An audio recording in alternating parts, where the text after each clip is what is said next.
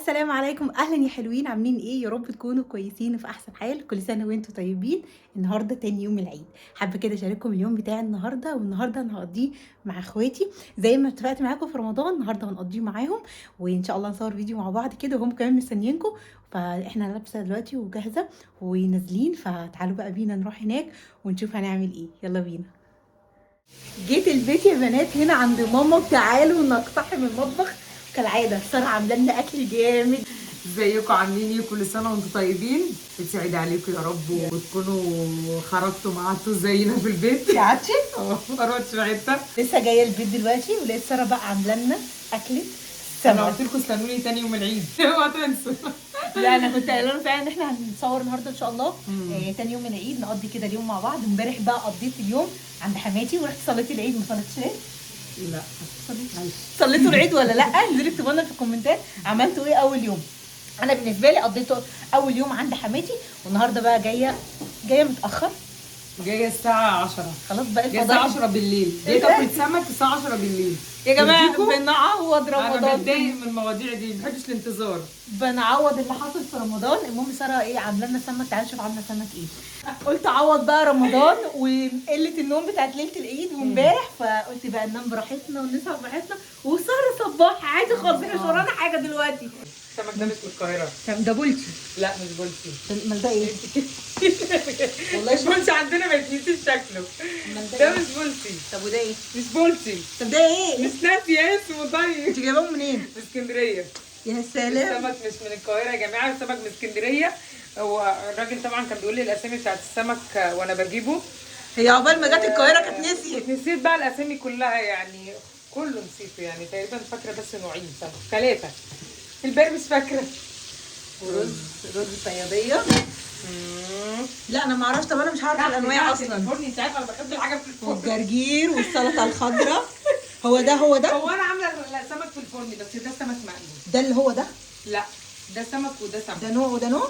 طب ده ايه؟ اللي يعرف بقى وهو بيتفرج الفيديو هيقول لك ده ايه وده ايه، لاني انا ناسيه متابعينا بقى من القاهره واسكندريه هم اللي يقولوا. لان انا ده إيه؟ بجد يعني احنا معروف عندنا اكتر إحنا البولتي والبوري والمكاريل. والمكاريل تقريبا هم الثلاثه. لا السنجاري ده نوع القلي. سوري اسمه ايه التاني اللي بيتعمل برضه سنجاري ده؟ المكرونه. هو المكاريل والمكرونه والسمك البوري والبولتي والجمبري بقى ومشتقات والحاجات دي. دي العيش. واو بسم الله ما شاء الله. ايه السمكه العملاقه دي؟ الدينيس. دي اسمها ايه؟ دينيس. هما شبه بعض، هي دي بس تخينه شويه. دي سمكه، دي نوع دي تخينه شويه، دي طويله شويه، بس انا مش عارفه انهي بقى. يا جماعه بقى حد يقول لنا مين فيهم الدنيس ومين فيهم العروس. ومين فيهم العروس. بس الريحه خطيره، واضح ان التتبيله جامده. والجمبري عيب شوف الكونراتي ولا ايه؟ لا طبعا ساره شاطره في المطبخ يا جماعه، مش محتاجه اشكر اختي والله. لا استني، ده في حاجات جديده حاصله في البيت. ايه ده؟ مطبقيه. دي الوحيده اللي جت لفتت نظري. مطبقيه. اصلا بيقولوا لي انت ما عملتيش حاجه في المطبخ، اقول لهم اعمل ايه طيب؟ مبروك والله جامد. اوعدكم شقتي الجديده ان شاء الله، ان شاء الله اوريكم المطبخ ساعتها هيبقى عامل ازاي. يا جماعه ده مطبخ ماما ده. يا جماعه انتوا عايزين المطبخ هلا يبقى عامل ازاي؟ لا والله بس لا المطبخيه جامده جدا ولونها تحفه. ايه رايك؟ لا حلوه. لا وكبيره وشايله كله. امال لا انا جايباها حجم عائلي يا دوبك عشان تكفي. انا مش عايشه لوحدي في البيت ده. ده فعلا ده شكله نوع تاني. انت بصي ازاي يعني؟ انت بتقولي على انا ما بحبش اللي هو رفيع ده اللي بيبقى كله شوك. اسمه مكرونه تقريبا. ده المكرونه ده انا بعشقها. لا يا ساره دي كلها شوك. انا قاعده ده افصص. باكلها بشوكها بتاعتي الصغيره. بالنسبه لي المكرونه دي جمبري. ما هو السمك لازم يتاكل سخن، فانا هقعد بقى افصفص في البتاع ده الشوك الصغير اللي في السمكه الرفيعه دي. طب وعلى ايه؟ ماله البولتي، ماله المكاريل، ماله اللي انت الدنيس، واللي انت التاني ده اسمه ايه؟ القاروص. ماله؟ هندوق. وانا بصراحه انا ما اكلتش الدنيس والقاروص ده قبل كده، ولا اعرف النوع اللي هي الثالث اللي هي بتقليه ده، معرفش ده برده اسمه ايه. لكن الجمبري معروف والبتاع دوت البولتي معروف، لكن دول لا. فهدوق بقى واشوف حلو ولا لا. هتشوفي. والحاجات دي مش موجوده عندنا ولا ايه؟ احنا ما عندناش الكلام ده في القاهره. لا ما لقيتش هنا، لا ما فيش. بتقولي او ممكن بقى في شوادر السمك الكبيره، يعني هنا كل السمك العاديين اللي عندنا دول لا مش هنلاقي. بس في الشوادر بقى السمك بقى بننزل شوادر السمك نفسه في اي مكان بقى. احنا بنجيب صحن اللي هو جنب البيت، اللي هو الحاجات اللي بيبقى قريبه بقى الاسماك العاديه، وبيبقى سمك مزارع كمان، انما ده من النيل للمستهلك زي الجاموسه بالظبط. فضحت الراجل المره اللي فاتت بتاع اللبن. مين اللي قالت لي عايزه رقم ابو سعيد؟ هي ساره قعدت فنطت الكومنتات كلها على الفيديو. ايوه الصراحه يعني طلباتكم مجابه ما تقلقوش. هجيب لكم رقم ابو سعيد. بقول لها فضحت الراجل على النت. عايزه اقول لك ان انا قابلته تاني يوم. شوفي بقى لاجل الحظ ان انا قابلته تاني يوم على طول ابو سعيد برضه مصمم يديني لبن. انت كده خلصتي؟ خلصت تقريبا يا جماعه هناكل. انا هناكل لاول مره. أيوة. اكل في التوقيت ده. لا انا عادي، انا باكل في انا غم اختي عادي بتاكل متاخر، انا ما بحب بصحى بدري. بص هقول لكم على حاجه. انا امبارح انا عامله حسابي ان انا امبارح ما رضيتش اكل سمك ولا اكل رنجه ولا الكلام ده، طبعا ممنوع في الحمل. فامبارح كلنا فطرنا كشري كالعاده زي ما قلت لكم. هنروح نصلي العيد وفي الازهر، رحنا صلينا في الازهر وبعد ما خلصنا رحنا كشري اللي هو التحرير، رحنا كلنا كشري في الدقي. شفت الصور؟ فينا. وبعد كده لا انا امبارح كلت بيتزا بالليل بقى. فسيخ ورنجه. دي جريمه اكبر. ده ايه؟ الناس اللي ما تعرفش الملوحه. لا ما اعرفش، انا ما اعرفش اختك وما تعرفش الملوحه. ده ايه؟ ريحتها حلوه ولا ايه؟ بلاش انت حامل. ريحتها وحشه. برضه من اسكندريه مش من القاهره. صاحبتي حبيبتي الغاليه عملت لي برطمان كده واديتهولي، قالت لي سلي فيه. فانا بلاش. شميت ريحه وصلت. حطيتي ايدك ريحه وصلت. والله العظيم عشان ليا انا، عشان انا ما باكلش دلوقتي رنجه وفسيخ عشان الحمل. ما حدش رضي ياكل والله. امبارح حبيبتي حماتي واخواتي ما رضيش ياكلوا، قالوا لي لا عشان انت مش هتاكلي السنه دي معانا احنا كمان مش هناكل. بص عليكم. فاكلنا بيتزا، ما رضوش ياكلوا والله رنجه وفسيخ عشاني. لا عشان عارفين ان انا بحب رنجه والفسيخ انا اكلت رنجه ما رضوش ياكلوا من غيري. وبدعت بقى اللي هو لا انا دوست في الرنجه والفسيخ بعد الولاده. الساعه كانت كام؟ الساعه 6 بالليل. الساعه 6 بالليل عادي في اي وقت. ما الساعه 10 بقى جت علينا بقى، طلبنا مشويات بصراحه، فراخ مشويه بقى وحواوشي وكفته كده. لا انا عملت بحث بقى وساره قايله لي انا هعمل بقى اكل السمك حلوه كده تاني يوم، فقلت لا خلاص بلاش بقى اكل سمك امبارح. أيوة ولا اكل جمبري. اوعى انا جايبه سمك من اسكندريه مش من هنا. فناكل بقى سمك اسكندريه وادوقه. شيك كده على البحر في مكان كده اسمه الماكس، اكيد الاسكندرانيه عارفين. شويه سمك بقى بيتعملوا من هناك كده. ست بيتي كده قاعده الله يديها الصحه يا رب، بتعمل شويه سمك وسلطه واكل. والله اكل بيتي انا بقليه كده على البحر. على البحر كده شيك كده، خشب بيوت كده مبنيه خشب كده، بس شويه سمك بقى، ولا زفير بقى، ولا مش عارف مين ابو حميدو ولا ام حميدو. في هناك بتوع سمك كتير جدا معروفين، اسعارهم مبالغ فيها جدا، انما الستات دي بصراحه الاسعار بتاعتهم كويسه. والسمك بيتي بتقلي كده قدامنا وتتبله قدامنا تتبيله، والسلطه بتتعمل قدامنا تحفه. تحفه. انت لو تغامري معايا من المغامرات، السنه بتاعت مغامرات. بحب المغامرات بس انا مش فاضيه دلوقتي. تغامري معايا هروقها لكم. تشوفوا بقى فيديوهات متنوعه ان شاء الله. الفيديو الجاي في اسكندريه يا جماعه، انا جايه لكم اسكندريه. يا اسكندرانيه انا جايه لكم. والله كانت وحشاني اكله السمك. انا ما اكلتش طول رمضان سمك ولا جمبري ولا اي حاجه من الكلام ده خالص. بس ما انا خلصت يا بنتي في فتره وحم الجمبري اللي كان في السوق. انا اكلته بصراحه بس مش من البيت، يعني طلبت سمك جاهز. لا ما اكلتش في رمضان خالص. انما ما كلناش سمك بره. بعشق الحاجه اللي طول عمري كنت ما بحبهاش، بكرهها. اليوم اللي يعملوا فيه سمك ده كان بستغفر الله العظيم يا رب. حد يكره الجمبري؟ انا كنت بكره الجمبري، كنتش باكل سمك خالص. حبيته على كبر. انا ده دليل ان مفيش حاجه بتدوب. في فتره الحمل، في اول الحمل تقريبا خلصت الجمبري اللي في السوق. انا تقريبا كنت باكله مرتين 3 في الاسبوع. لا باكل الحاجات اللي ما باكلهاش، يعني انا ما باكلش جمبري بالوايت. وحمتي على جمبري المره دي؟ يعني هقول لكم في الاول انا عموما ما بحبش الجمبري اللي بالوايت صوص، ما بحبوش خالص، اكله كده كده تمام. باكل عند بومي دور. ودوني عنده قبل كده، مش عارفه، انا مش عارفه. عم حسن هما بيحبوه جدا بس انا بستثقله. بيعمل الصوص بتاع ايوه اللي هو الرد بتاع الجمبري والسمك بتخديعه بطماطم تخديعه، كانك بتاكل طبيخ مش بتاكل سمك. لا هو بيبقى اخف شويه، مش زي ده. لا يعني هو في صوص عن ده كده تحس ان هو ده مشوي. التاني عشان بيعملوا بالسي فود وبيعمل بالمكرونه. اللي عارف مكرونه عم حسن بومي دور والجمبري بتاعي هيبقى عارف انا بتكلم عن ايه يا جماعه. روحوا باب اللقو كله على ضمانتي. ده العشق بقى. بس ده بروح لما نكون محوشين. عشان عم حسن عايز ميزانيه لوحده. هو بيبيع الوجبه بالطبق، يعني الوجبه هناك عند عم حسن ب 200 جنيه وانت طالعه. انما ما حدش يروح يعزم حد عنده. والله لا، ما انت خلاص انت عملت لنا عم حسن في البيت وعملت لنا الجمبري اهو، بس عامله لنا بدل المكرونه عامله لنا رز، وانا عموما بحب الرز. هو بيعمل مكرونه برضه. المهم بس فين سلطه الطحينه عشان محمد هيفضحك. عملتي له طحينه؟ ايوه ماشي تمام. والله لو عايز اعمل في ثانيه يعني. لا خلاص حلو قوي. عشان المره اللي فاتت عملت لهم طحينه سابوها كلها. لا حلو قوي كده. ما قلتوليش يا جماعه ايه رايكم في الاوتفيت بتاعي؟ انا نسيت اوريه لكم قبل ما انزل، كنت مستعجله بقى عشان كنت متاخره. بحب الكاردي ده جدا. بصوا هو طويل كده من ورا والحته دي كده مقصوصه، معرفش ليه قصينها، بس هو الستايل بتاعها كده. بس بصراحه حلو تلبسيه بقى على فستان على بنطلون، فبحبه كده وبحس ان هو مريح. بس هو ضايق عليا، ما كانش كده خالص والله. بس عمل ازاي ده كان مقفول وكان مكشكش.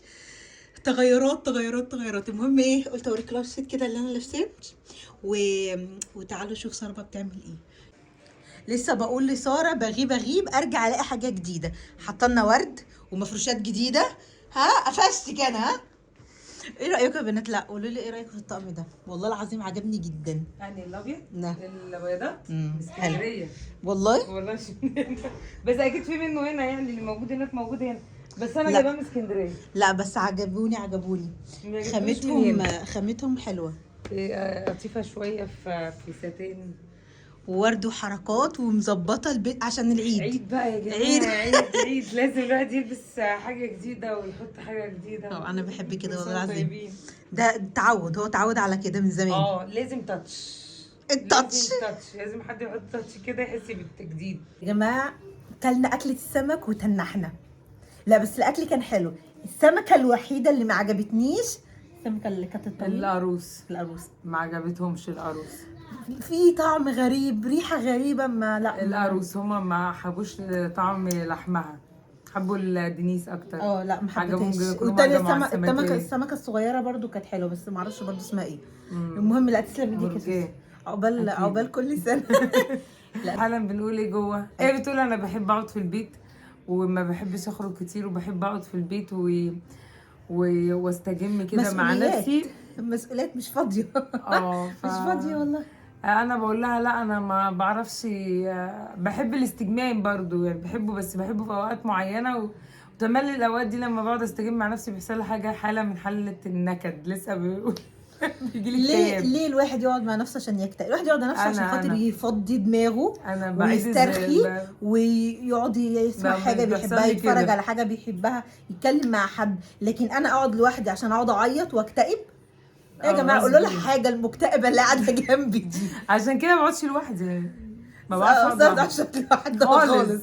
انا ما بصدق ديما. نامي بقى يا ديما، نامي خليني افصل شويه. لا انا خالص دي لا ما بتفصلش. يوسف حتى ما يكون قاعد معايا مجرد ما ينزل بس ينزل كده من البيت احس يجي لي حاله وحده واكتئاب وعياط وعيد الذكريات وحاجات كتير بتحصل لي بقى. عشان كده ما بحبش اقعد لوحدي ابدا. محدش يحب يقعد مع نفسه. المهم قولي لي انتوا عملتوا ايه في العيد؟ تاني يوم اتضرب اول يوم مضروب. اتضرب نص يوم. اول يوم انت ممكن عشان نزلتي صليتي العيد وكده. انا كنت مطبقه والله العظيم يا بنات من يوم الوقفه مطبقه وما نمتش وصاحيه بدري وفضلت مطبقه عشان خاطر انزل واصلي العيد واعيش كده. انا مطبقه قبل العيد باسبوع ونسيب كده ذكريات مع الاطفال حلوه. وفضلت كده سهرانه والله عشان هي احوش لها ذكريات حلوه. دي اصابات العيد. اصابات العيد والله انا طبقت بس هي ليله العيد دي وخلاص بقى فصلت. النهارده انا صاحيه الساعه 4، اللي هو انا نمت نوم لما نمتوش قبل كده، بعوض تعب رمضان كله وقله النوم، واديني قاعده سهرانه وشكلي كده هنام دلوقتي. المهم ايه، قلت كده نقضي اليوم سوا، وهو ما اعتبرش يوم، نص هو اليوم. ربع يوم ربع في اليوم. الاخر. جاي الساعه 10 بالليل. اه معلش بقى، ما احنا قاعدين سهرانين اهو. فقلنا بقى نقعد ونفصل كده شويه، وبعدين نبقى نخرج بقى بعدين. في امتحانات داخله علينا وداخله عليكي وداخله عليكم. بعد الامتحانات بقى اخرجوا وعيشوا هو كده مع أنا جيت نفسيكم. التوقيت غلط. اه جاي في النص. جاي وخلاص يعني العيال اصلا بعد بتذاكر. الاسبوع الجاي امتحاناتهم، الاسبوع الجاي يعتبر امتحاناتهم. واصلا من اول من بكره بعد بكره الدروس هتبتدي تاني، لان هم خدوا ال3 ايام الاجازه دول قاعدين في البيت، احنا ما رحناش في حته. انا لسه برضو بقول لها ديما يعني هي كي 1 عادي، بس هنزلها عادي من يومين، هما ال3 ايام بتوع ايه، بعد كده تنزل المدرسه عادي دراسه، تكمل بقيه المنهج، وامتحاناتها بقى في شهر 5 يوم 9 و10 5، هما يومين كده امتحانات، وبعد كده بقى تاخد الاجازه. يعني هتطلع عيني في الاجازه دي لما بتغيب يومين من المدرسه بتوع الويك اند، بتقول لي ماما هفاضل قد ايه، هروح المدرسه امتى. لسه قايله لكم الفيديو اللي فات بتاع تجهيزات العيد، قاعده بتتكلم معايا وعماله تقول لي كده فاضل كذا وكذا وكذا وكذا واروح المدرسه، وتوحش المدرسه، مش عارفه هتعمل فيا ايه في ال4 شهور بتوع الاجازه، هتعمل فيا ايه الله اعلم، ربنا تيجي عند يستر. خالته ساره. انا هزوحها، انا مش هبقى فاضيه لها اصلا. تيجي انا عند هزوحها خالته من ساره. البيت. ديما تعالى اقول لك حاجه. بص دي ما تيجي هنا بتقلب علينا كلنا، هي قلب علينا المره اللي فاتت شافت قلب في عليا رمضان جدا، وعماله تتريق عليا، وكل ما اقول كلمه بتردها ورايا زي البغبغان، بتتريق عليها. بتتريق عليا. وانا قاعده بقلد لهم صفصف، واقول لها انا الملكه، وهي تقول لي تعالي يا ديما، بتقلدني وبتتريق عليا. كده. المهم قلنا كده ان عيد عليكم، نقول كل سنه وانتم طيبين. طيبين، بس السمك معبطنا بصراحه. دي النهارده سمك، وامبارح الضربه الرنجه اللي بتقول لكم عليها والفسيخ. لا الرنجه والفسيخ فصلت. خلوني يحصل لي حاجات تهوات وحاجات غريبه والله العظيم. بيحصل لي تهيؤات، بس ده اللي بيحصل لي تهيؤات، مش في حاجات بتفصل منها في النص. نتيجه البصل والرنجه والفسيخ. لا البصل امبارح عمل عمايله معايا وخلاني ابتدي اتصرف تصرفات غريبه. بفتح الباب على الناس وهم قاعدين في شققهم.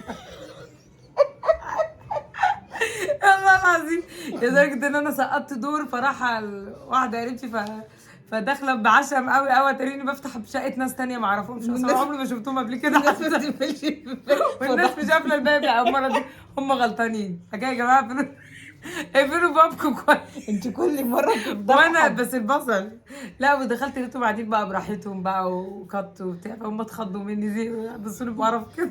انت مين اللي داخله تتهجم علينا؟ اللي كانت تتهجم، وانا داخله المفروض واحده تاني خلاص داخله بعشم بقى، اللي هي انا داخله هي، وانا عديت الدور بتاعها. دخلت عند الجيران، بس داخله بس بتخش داخله ما اعرفهمش، المشكله ان كل اللي انا شفتها ما اعرفهاش، وداخله بعشم قوي ان هي داخله المكان الصح. فدخلت لقيت ناس تانية زي ما انتوا. انا زي ما انتوا، بصوا لي بصوا انت مين؟ بس لا هو نتيجه البصل والرنجه والفسيخ والحاجات دي، انا اصلا كلتهم وقلت لهم انا الضغط عندي هيحصل لي، انا حصل لي حاجه، انا حاسه باحساس غريب بيبتدي يحصل لي. ما تهيألي مأثر عليا لحد دلوقتي والله. مش حاسه ان هي فاصله عن المره. في رمضان كنت فايقه عن كده، مع ان رمضان صيام، والله سبحانك يا رب كنت فايقه عن كده. هي دلوقتي فصاحي دلوقتي نسيبها، لا نامي وده اروح واسيبها. العيد تنظيف العيد ده اثر عليا، هو اثر عليكم جميعا، انا عارفه كلكم تعبانين والله يعينكم، بس مش عارفه الواحد بيسيب نفسه ولا هو الواحد بينظف في العيد زياده. انا ما عملتش حاجه انت عارفه. بتعمل من قبل، بتعمل في رمضان، بتعملي في رمضان؟ لا عملت شويه قبل رمضان، بس انا قلت لهم بعد العيد ان شاء الله قبل المولد هبقى اشتغل كده واعمل حاجات في البيت، او ما اجيب حد يعمل اي حاجه، اي كان اللي هيحصل. وقت رمضان ده قليل قوي، وقت العيد قليل، لما تلاقي حد يجي يعمل لك بقى ده بقى بتبقى صعبه، اللي هو انت بتتحايلي على الواحده عشان تيجي تساعدك في حاجه، فما بتلاقيش، فبتضطري بقى اللي هو ايه. وانا دخلت بقى حرب مع الشقه، قلت يا انا يا انت هخلص عليك يا تخلصي عليا. كلنا كده كلنا كده. انا كنت داخله حرب معاه والله يا دلوقتي جماعه ابتدت تنظيفه العيد دي مش عشان خاطر حاجه، اتعور ويحصل لي حاجات غريبه عشان كده خاطر من الواحد ما الناس. بيقعدش ما بينضفش ولا حاجه، لا ما احنا الواحد على طول بينضف وبيروق يعني، بس بتكسري الروتين العادي بتاعك اللي انت بتقومي تروقي وتعملي، طب انت بتعملي كده كده كل يوم، لكن لما بتحسي بقى انك عملتي حاجه مختلفه، غسلتي حاجه فالسجاد نور مثلا، بترجعي كل حاجه مكانها، بتحطي حاجه ده جديده، برضو. فتحسي ان انت كسرتي الموضوع. مش موضوع مم. اننا ما بننضفش، احنا اوريدي بننضف ونرتب ونروق وبيتنا الحمد لله نضيف، بس في حاجه بتحسي انك دخلتي على حاجه فرحه كده، على حاجه انت غيرتي مودك، كسرتي كده الملل والروتين اللي بتعمليه كل يوم. عشان كده تنظيفه العيد دي بيكون لها يعني رونق كده تاني. بس الحاجات الجديده بتفرش، فرش حاجات جديده، انا ما جبتش حاجات جديده. يلا ما علينا. ده ولا ايه؟ بتقول على ايه؟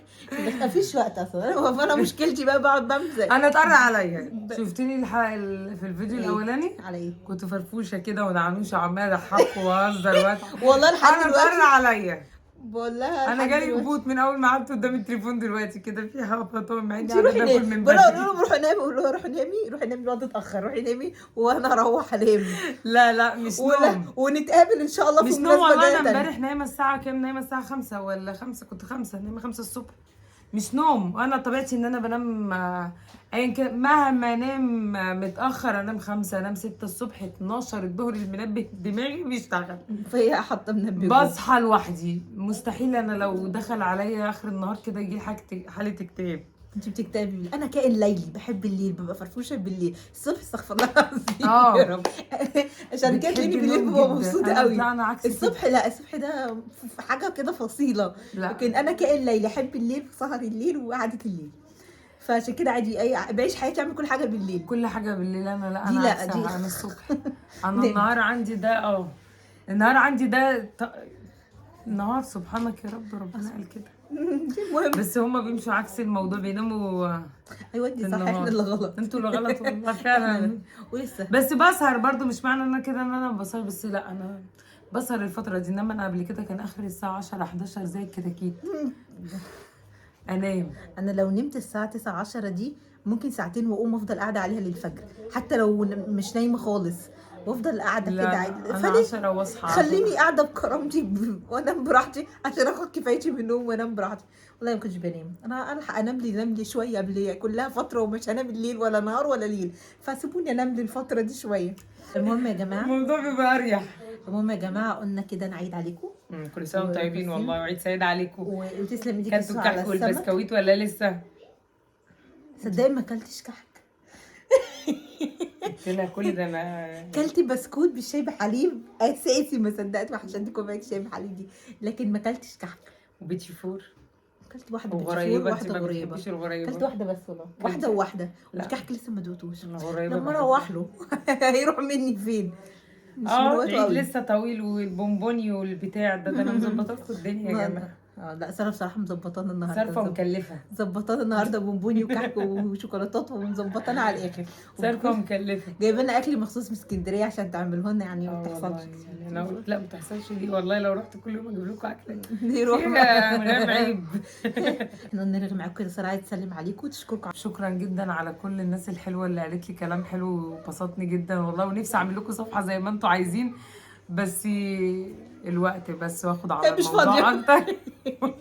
انا ولا شغل ولا مشغله ومش فاضيه، بس هو الوقت فعلا، الموضوع الوقت والشغل. شجعوها لا تشجعي كده يا ساره وخليكي معانا، وان انا عشان اعمل لكم اصدعكم قناه. وتحكي لكم قصه حياتها من يوم ما اتولدت. عارفكم بصراحه، مش عارفه تستحملوني ولا لا، بس انا فعلا. تعالي يا دودو، هدير، تعالي يا بس يا دودو، جماعة بتحجبي انتوا متاخر ده. ما تعالي يا شفتوش دودو، يا جماعه، انتوا ما شفتوش شفتيش هدير معانا قبل كده تعالي يا دودو، خشي معانا في كل سنة وانتم طيبين جميعا، عيد سعيد عليكم يا رب. هدير نفسها فصلت تخرج قوي. هدير حد يخرجها يا جماعه والله، نفسها تخرج. تعالي يا دودو، اتكسرت يا جماعه، خلاص اتكسرت. تعالي يا دودو، تعالي معانا، تعالي والله خدي. خلاص كسفتوها. نفسها تخرج. خروجات العيد بتبقى رخمه وزحمه، اللي قاعده في البيت بتاعت اكرم، تقعدي تقعدي العيد اكرم بتاعت الاندر ايدج، كل بقى الاطفال. خروجات العيد وحشه. فان شاء الله الاجازه جايه، وانا مش بالنسبه لي العيد مش هو التوقيت يعني مناسب للخروج، يعني الواحد بيخرج في اي وقت وفي اي توقيت، مش سايبين حاجه. واوقات الزحمه بتخنق، انا العيد بس عشان كنت زمان، بس استنى بقى احكي لكم صغيرة. بقى قصة. اصبروا. انا زمان بقى كنت بسهر يوم الوقفه، دودو منوره يا دودو، نصلي العيد وبعد كده نروح بقى اكون محضره الطقم بتاعي على حرف السرير كده كلنا بناخد اللي انا هلبسه في العيد، واخرج بقى باخد ببيع اللبن من الساعه 9 الصبح كده، كل الاطفال كده، ما احنا كنا اطفال ارجع كنا بنعمل الساعه كده. 7 كانوا العيال بيضربوني بالمسدسات الخرز. انا عندي عقد في حياتي كتير، التنمر انا غلط. اتهريت مسدسات خرز، المشكله ما قفشتش ولا واحد مين فيهم اللي بيضربني، لا. بس انا اتضربت. بس كنت بروح اكل من سندوتشات الكبده، استنى دي حاجات جميله وذكريات. محلات الكبده كنت بضيع عاديتي كلها على الكشري كبده اعتقد لحد هوا. دلوقتي الاطفال بتضيع عادتها على الاكل الكشري. لا سندوتشات الكبده دي والسجق كانت موضوع. كان بيجيب 50 سندوتش تقريبا بالعيديه كلها سندوتشات، ويقعد على جنب كده ويتضرب بالمسدس. ذكريات الطفوله، ذكريات الطفوله. مش طفوله بقى، مش كبار قوي يعني غير، بس هي يعني من كام سنه كده فاتوا يعني. كنا لسه بنتكلم عن موضوع السن. خلاص. العمر بيقف خلاص.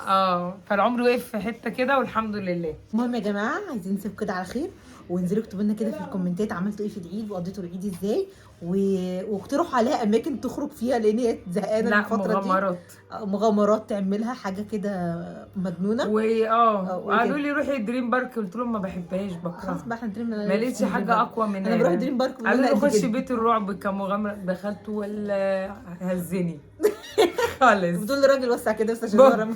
واقف لي بيعمل لي كده، اقعد بقى خلينا ادور على المفتاح اللي هفتح بيه الباب ده. احنا شفنا حاجات ارعب من كده كتير. والله الواحد شاف اكتر من كده في حياته يعني، الحمد لله. بس انا عايزه حاجه كده، اللي بيحب المغامرات زي كده يعني يقترحوا عليا حاجه كده، اقترحوا عليها اماكن ومتاحه في مصر يعني، عشان اكيد انا مش هسافر بلاد بره اروح مغامره هناك. خلينا في ارض الواقع هنا. خلينا في ارض الواقع. المهم يا جماعه، سيبكم كده على خير، وكل سنه وانتم طيبين. كل سنه وانتم طيبين طبعا، وعيد سعيد عليكم يا رب، ويا رب الدبانه الرخمه دي تمشي بعيد عننا، واسيبها لكم وامشي. وادعوا النبي، ادعوا دعوه ان دي ما ترزي عليا. ربنا يهديها ربنا يهديها علينا، ربنا يهديها علينا يا رب. مش عارفه ليه كده عامله فينا كده ديما. تنكي قوي، طلعت تنكي قوي، مش عارفه ليه. بنت قليطه زي ما قوي يعني، مش عارفه. بنت قليطه، بنت تنكي قوي يعني اجي ابص كده وبتتريق على الناس كلها. يا تنمره. يا جماعه نسيبكم على خير، وكل سنه وانتم طيبين، ونشوفكم على خير ان شاء الله، ونتقابل تاني في فيديو تاني مع بعض انا واخواتي. مش موعد بقى، مش عارفه هتحدد امتى الموعد، بس ان شاء الله نتقابل موعد تاني. خلاص انا داخله على منعطف تاريخي، منعطف تاني بقى، فما اقدرش اقول لكم مثلا في العيد الكبير، واحنا لسه في العيد الكبير مش عارفين الوضع هيبقى عامل ازاي. اقول لكم اوعدكم بالعيد الكبير نتوقع، وقعدت لكم تاني يوم العيد وطلعت لكم، بس كان نفسي اطلع لكم بطاقه احسن من اللي انا فيها النهارده، بس باذن الله باذن الله الوقت الجاي يبقى الطاقه فيه تبقى احسن من كده بكتير ان شاء الله. ماشي يا بنات، اشوفكم على خير باذن الله. باي باي. باي.